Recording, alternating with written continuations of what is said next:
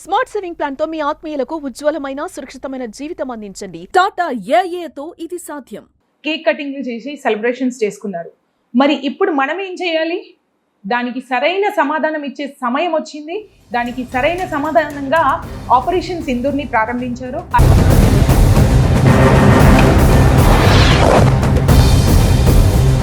ईट का जवाब पत्थर से దీనికి తగిన సమాధానం ఇస్తామని చెప్పి నిన్న రాత్రి ఆపరేషన్ సింధూర్ పేరు మీద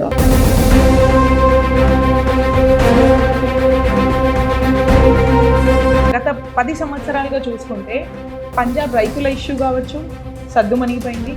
దాని తర్వాత మణిపూర్ ఇష్యూ కావచ్చు. ప్రపంచ పటంలో నుండి పాకిస్తాన్ని చేర్పేయడం పెద్ద మాట కాదు. వెబ్సైట్ నుంచి శాంతి దూతగా ఉండాలి అని గాంధీజీ ఫోటోని పెట్టి దాని మీద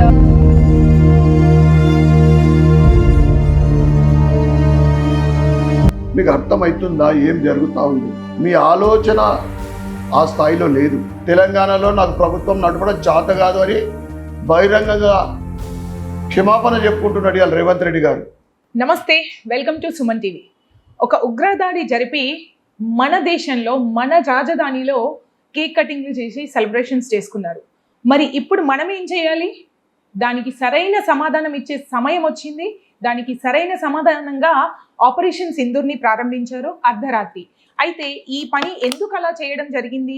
అర్ధరాత్రి చేయడానికి ఒకటే ఒక కారణం, సాధారణ ప్రజలకి ఎలాంటి విపత్తు జరగొద్దు, వాళ్ళు తప్పించుకోవాలి. అంటే సద్దు మణిగినాక, అంటే సాధారణ ప్రజల నిత్య చర్యలు ఆగిపోయిన తర్వాత షూటెడ్ సైట్గా కరెక్ట్గా పాయింట్ చేసి ఎవరిని అటాక్ చేయాలో వాళ్ళని మాత్రమే అటాక్ చేయడం జరిగింది. ఈ విషయంగా మనతో మాట్లాడడానికి నిజామాబాద్ అర్బన్ ఎమ్మెల్యే ధన్పాల్ సూర్యనారాయణ గారు ఉన్నారు. నమస్కారం అండి. నమస్తే అండి. సార్, ఆపరేషన్ సింధూర్ అందరికీ తెలిసిన విషయమే. నా ఫస్ట్ ప్రశ్న ఏంటి అంటే, ఎందుకు 10 రోజుల సమయం ఎందుకు తీసుకుంది? కశ్మీర్ పహల్గామ్లో జరిగిన సంఘటన రోజున ఆ రోజు 140 కోట్ల జనాభా అందరూ కూడా ఆవేదన చెందిన రోజు, అది రోజు బాధపడ్డ రోజు. అది జరిగిన తక్షణమే మోడీ గారు అనేక సందర్భాల్లో చెప్పడం జరిగింది, దీనికి తగిన మూల్యం చెల్లిస్తాం, మొత్తం ఉగ్రవాదాన్ని నామరూపాలు లేకుండా చేస్తామని ఆయన ముందు నుంచి కూడా చెప్తా ఉన్నారు. ఈట్కా జవాబ్ పత్తర్సే దీనికి తగిన సమాధానం ఇస్తామని చెప్పి నిన్న రాత్రి ఆపరేషన్ సింధూర్ పేరు మీద 9 స్థావరాలలో 5 ఆక్రమిత కాశ్మీర్లో, 4 స్థావరాలు పాకిస్తాన్లో, ముఖ్యంగా లష్కరే తోయిబా మెయిన్ ఆఫీస్ ఏదైతే ఉందో దాన్ని పూర్తిగా నామరూపాలు చేయడం జరిగింది నిన్న ఆపరేషన్ సింధూర్ ద్వారా. ఇది మోడీ చాణక్యం. ముఖ్యంగా గతంలో కూడా మన సైన్యం మీద జరిగిన దాడికి, పుల్వామా దాడికి సరైన సమాధానం ఇచ్చి అప్పుడు ప్రపంచ దేశాలన్నీ కూడా భారతదేశం వైపు చూడడం జరిగింది. ఇది పాకిస్తాన్కి జీ హుజూర్ అనే ప్రభుత్వం కేంద్రంలో లేదు, ఇది కాంగ్రెస్ ప్రభుత్వం కేంద్రంలో లేదు, ఇది భారతీయ జనతా పార్టీ ప్రభుత్వం మోడీ గారి ఆధ్వర్యంలో ఈరోజు సైన్యానికి పూర్తి స్వేచ్ఛ ఇవ్వడం జరిగింది. త్రివిధ దళాలు ప్రతిరోజు కూడా నేను అనుకుంటా మోడీ గారు ఈ 10 రోజులలో కనీసం 5 రోజులు నిద్ర కూడా పోలేదు అనుకుంటా. ప్రజలకు జరిగిన దాడి జరుగుతున్న సమయంలో కూడా చూస్తూ ఉన్నారు ఎలా జరుగుతుంది అనేది విజువల్స్ లో చూస్తున్నాం. ఇదే కాంగ్రెస్ ప్రభుత్వం ఉంటే కాదు, కర్ణాటక ఉన్న కాంగ్రెస్ వాళ్ళు చనిపోయిన వాళ్ళకు సానుభూతి చెప్పాలా, చేస్తున్న సైనిక చర్యకు మద్దతు ఇవ్వాలా, ప్రజలలో సైన్యానికి ఒక ఆత్మస్థైర్యాన్ని నింపాలా. కానీ ఈ చాతగాని కేంద్రంలో భారతీయ జనతా పార్టీ ప్రభుత్వం అని నిన్ననే శ్రీధర్ బాబు మన తెలంగాణ మంత్రికి, ఆయన కూడా ఏమైందో పాపం, మొన్ననే నాతోటి ప్రభుత్వం నడుపుడు చేత కాదని చేతులు ఎత్తేసిన ముఖ్యమంత్రి రేవంత్ రెడ్డి గారికి ఆయనకు సమాధానం ఏరియాలు తోచక కేంద్రంలో ఉన్న నరేంద్ర మోడీ గారికి చేత కాకుంటే పక్కకు జరుగు, కాంగ్రెస్ ప్రభుత్వం మేము చూపెడతాము రాహుల్ గాంధీ ఆధ్వర్యంలో.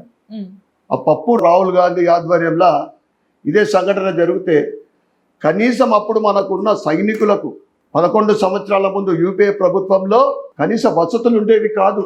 ఆయుధాలు మనం బయటకెళ్ళి తెప్పించుకోవాల్సింది. యూనిఫామ్ ఉండేది కాదు, షూలు ఉండేది కాదు. ఎస్.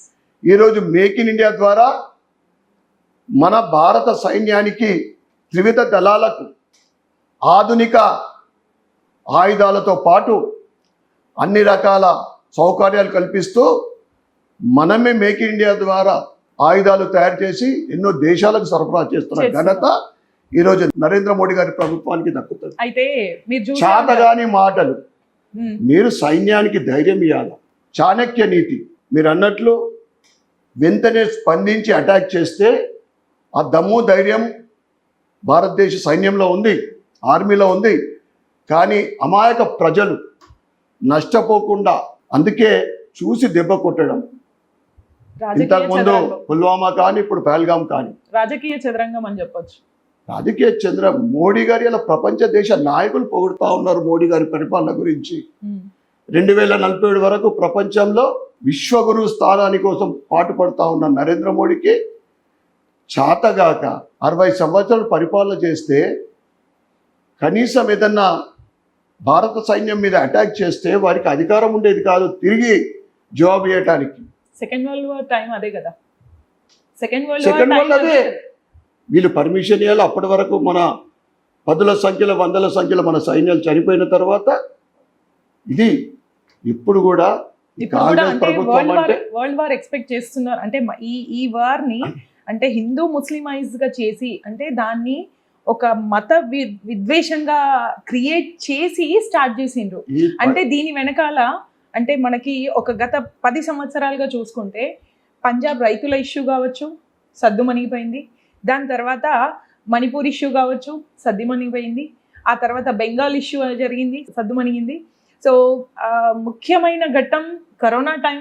అది అంటే అది ఎలాంటి భయంకరమైన ఒక సిచ్యువేషన్ని ఎలాంటి డిస్టర్బెన్సెస్ లేకుండా దాటి తీసుకొచ్చిండ్రు. సో ఇప్పుడు ఇవన్నింటినీ విఫలమయ్యామని ఇప్పుడు హిందూ ముస్లిం అనే ఒక క్వశ్చన్ని ముందు పెట్టి ఈ అటాక్ చేసిండ్రు అంటారా? మోడీ హైతో ముమ్కిన్ హై.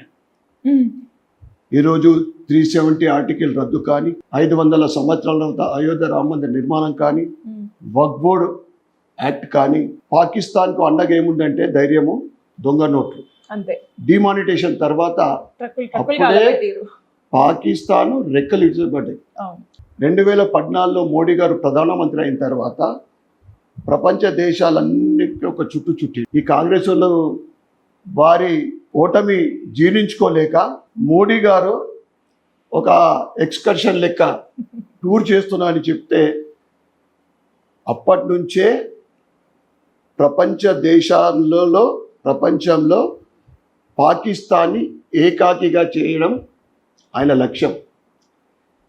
ఈ పహల్గాం సంఘటన తర్వాత కూడా మన విదేశాంగ మంత్రి జయశంకర్జీ అనేక దేశాలతోటి చర్చ చేసి ఉగ్రవాదానికి వ్యతిరేకంగా పోరాడడం మన లక్ష్యమని పాకిస్తాన్ని ఏకాకి చేసి అటాక్ చేయడం జరిగింది. ఈ రాజకీయ చదరంగంలో మోడీ గారు ఈ ఘటన జరిగిన తర్వాత అత్యవసర కేంద్ర కేబినెట్ సమావేశంలో ముఖ్యమైన నిర్ణయాలు, పాకిస్తాన్కు సింధు జలాలు ఆపేయడం, మన గగనతలంపై నుండి వారి విమానాలు నిషేధము, ఎక్స్పోర్ట్ ఇంపోర్ట్లు ఆపేయడం.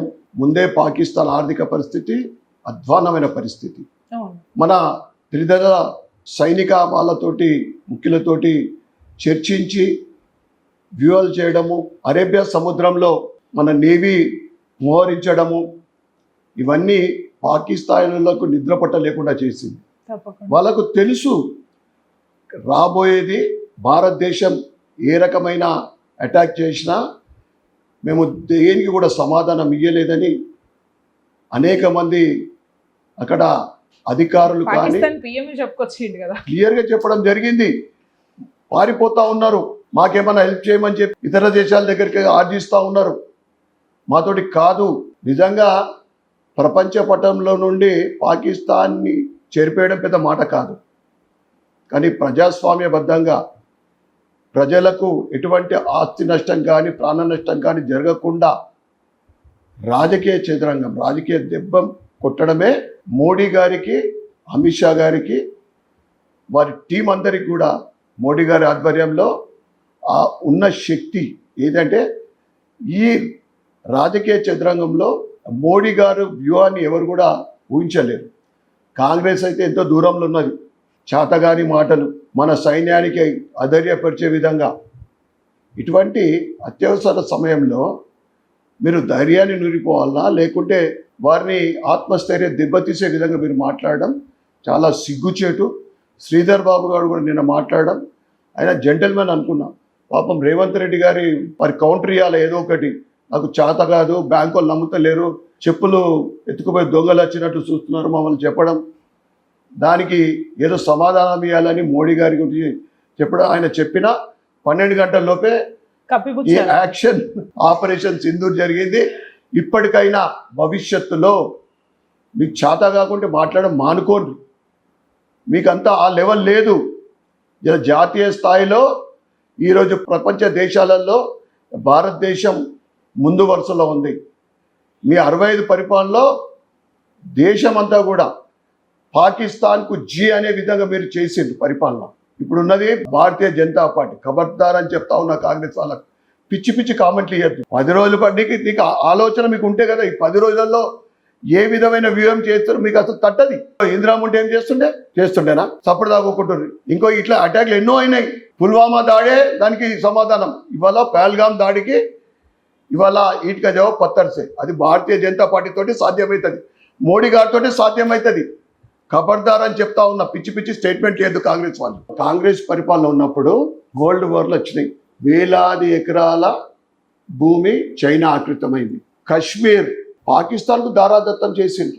ఈరోజు ఆక్రమిత కాశ్మీర్ పిఓకే, అక్కడే ఉగ్రవాద స్థావరాలు ఉన్నాయి. మదర్సాలతోటి వారికి భారతదేశ వ్యతిరేక క్లాసెస్ నడుస్తూ ఉన్నాయి. మీ పరిపాలన జరిగింది గది. పిఓకే ఆక్రమించడమే, పిఓకే కశ్మీర్ మళ్ళీ భారతదేశం కలపడమే మోడీ గారి ఆశయం. ఈరోజు మీ పరిపాలన ఉంటే కశ్మీర్ పోయినట్లు ఈరోజు వెస్ట్ బెంగాల్లో సంఘటనలు జరుగుతూ ఉన్నాయి. ఆ పరిస్థితి బెంగాల్లో వచ్చేది, ఇటు కేరళలో కూడా అదే పరిస్థితి వచ్చేది.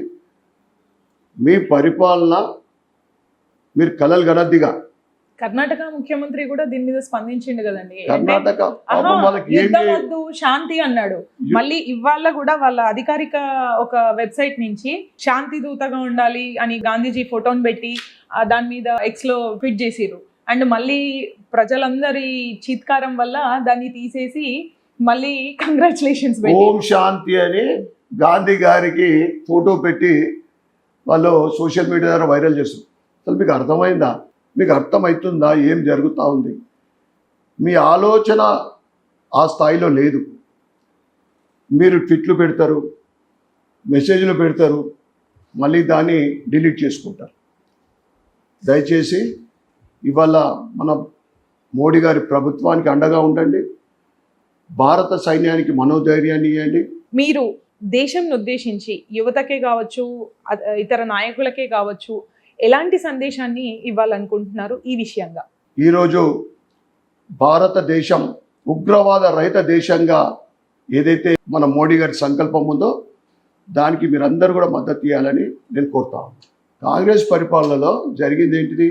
ఇటు వెస్ట్ బెంగాల్లో కానీ ఇతర కొన్ని రాష్ట్రాలలో చొరబాటుదారులు, అటు బంగ్లాదేశ్ నుండి ఇటు పాకిస్తాన్ నుండి రోహింగ్యాలు, మీకు దేశభక్తి చాటుకునాలంటే వారిని వెస్ట్ బెంగాల్ నుండి కానీ ఇతర రాష్ట్రాల నుండి వచ్చిన వాళ్ళని ఏరివేయడానికి మీరు ప్రయత్నం చేయండి.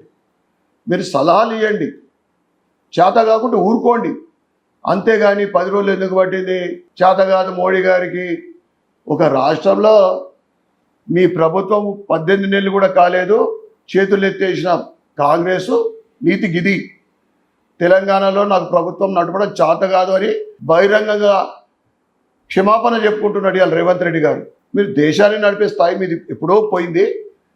మీరు మోడీ గారి ప్రభుత్వానికి అన్ని రంగాల్లో ఆయన చేస్తున్న పనికి మీరు పద్ధతి ఇవ్వాలని మేము కోరుతాము. ఇదండి ధన్పాల్ సూర్యనారాయణ గారి మాట. ఎందుకు టైం పట్టింది అనేది చెప్తున్నారు, ఇక ముందు ఏం చేయాలో చెప్తున్నారు. దీనికి ప్రతిచర్య ఇప్పుడు మొదలైంది, ఇంకా ముందుంది అనేది మనకి ప్రశాంతంగా, అంటే సామాన్య ప్రజలకి ఎలాంటి ఇబ్బంది కలగకుండా ప్రశాంతంగా దీన్ని కొనసాగిస్తారు. దీని ఎండ్ వేరే లెవెల్లో ఉంటుంది అనేది అయితే చెప్తున్నారు.